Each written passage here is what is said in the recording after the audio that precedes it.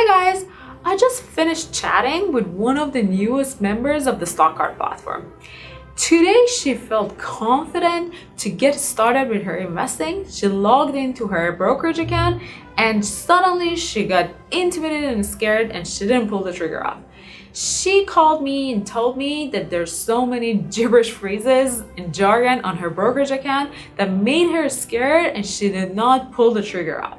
So I thought today I log into my brokerage account and we go through the process of investing in one company, and every time we see a jargon or phrase that we don't understand, we pause and discuss them so that next time when you want to pull the trigger, you don't feel as intimidated as this user. Let's get to it.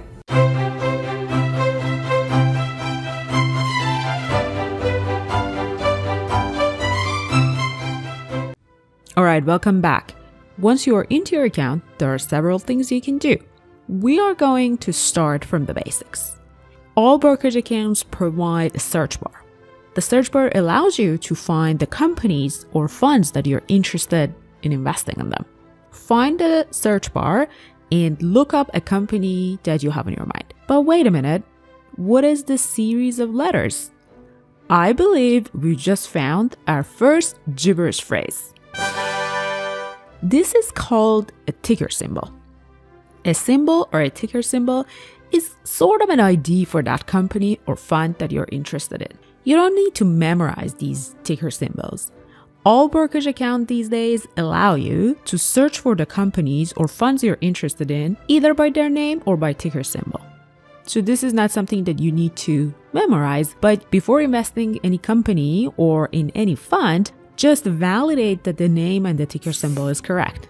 Now, let me try to invest in a company. Let's go through a process together. As you see, I have a few companies and stocks already on my watch list.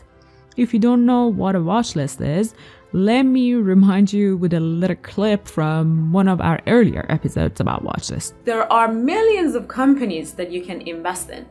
Instead of every time that you want to make an investment decision, look at all the stuff that is available with the cosmos to invest in, focus on a small list that is on your watch list.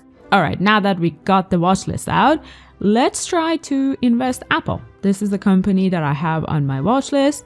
Ticker symbol is AAPL. The first thing you come across is a brokerage language of order. When you try to buy or sell a stock through your brokerage firm, instead of calling them buy or sell, most brokerage accounts call them as orders. So you will see putting an order or an order getting executing. All of those just refer to the fact that you press buy or sell on a specific company. Let's go ahead and simply invest in Apple. In this case, we are investing in Apple using market price, which just simply means you are paying the price per share that is live in the stock market. Anybody else who's trying to buy shares of Apple, they see this price at the same time. This is the live price of the stock at this moment of time. That's the easiest way to go about investing in any company. You invest and pay a market price for that company. Then there are other types of orders. Before I go through that, I have to tell you one thing though. Almost all of my investments are done at market price.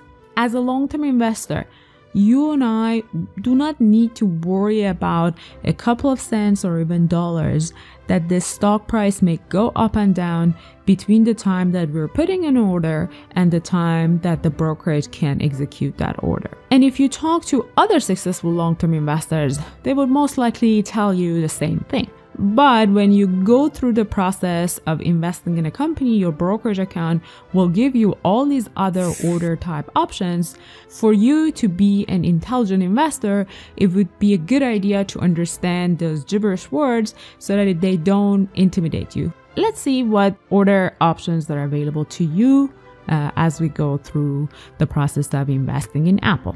First one is market order. When you place an order during the normal market hours, which is between 9:30 in the morning to 4 p.m. Eastern time, a market order typically executes within seconds. Beyond the market order, you can choose limit order. When you limit an order, you are telling your brokerage to buy or sell a specific share at a specific price or better than that. So if you limit your order for Apple as you're buying the stock, it will only get executed if the stock price is at 190 or lower, because the lower I pay for the stock, the better it is. So by putting a limit order, I'm telling my brokerage account that I am not willing to pay higher than 190 for Apple's stock. The next order type is called stop loss. It's another type of an order that you can make. As it suggests, it's there for the brokerage account to know when it can buy the stock for you automatically to minimize any losses for you. So when you're investing, if the stock price goes up, let's say by 10%, and you have a stop loss at that price, the brokerage buys your stock before you are forced to pay more for that stock. Similarly, you can set a stop loss when you're selling a stock, and the brokerage will sell your stock if it goes lower that specific stop loss price that you've identified. At first glance, it sounds to be a great thing. You're stopping your loss.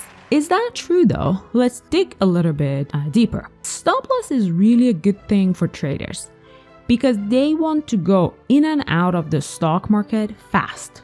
Sometimes a few dollars and cents matter to a trader. But what if you invested in a great company that you wish to hold for years, and during the course of the day, for any reason, outside the control of the company you're investing in, maybe due to the news or some political turmoil, the stock falls under your stop loss threshold. And then, of course, the brokerage is gonna sell your stock, but then before the market closes, the stock price recover from that 10% that has lost, and it even goes higher than where it was. So what happens is that you lost a great stock that you wish to hold for many years. You've also lost that potential gain you could have had by the end of the day. So in reality, for a long-term investor, we close our eyes for those market fluctuations and let our companies grow and grow our investments with them. And we don't necessarily or rarely use things such as a stop loss. Okay, one more order type. This is the last one. It's called stop limit.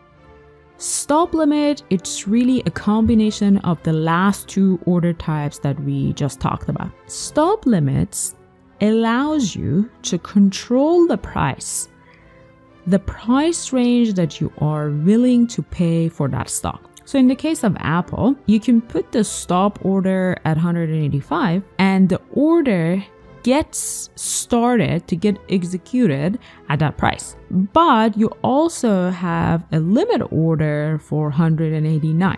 So the order will not get executed if between the time that it started all the way to the time that it's getting executed, the price goes above 189, which in that case, the brokerage does not gonna go ahead and execute your order. So again, it will limit the range by which you're willing to either buy or sell your stock. Something funny happened as we've been talking about the Apple stock. During the time that I've been talking to you, the market closed. Market closed at around 4 p.m. Eastern time, and I'm in California, so it's about 1 p.m.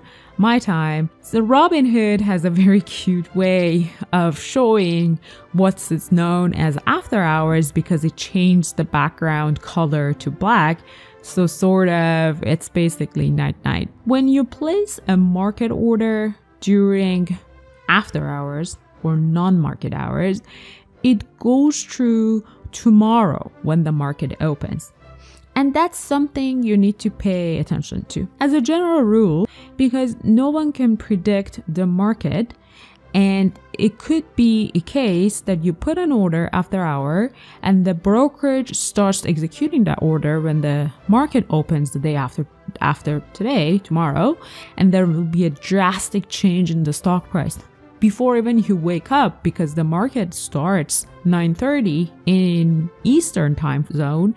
And if you're in California, for example, it's only going to be your 6:30. So most likely you're already asleep and you're not going to open your eyes and check the prices at that time.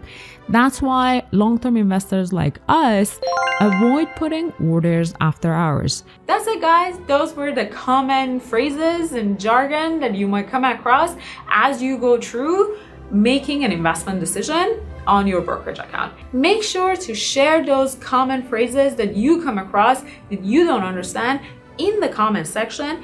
I'll make sure to go through them and answer and discuss them all in the comment section. And if there's too many of them, we can create another episode and tackle all those. I'll see you next week.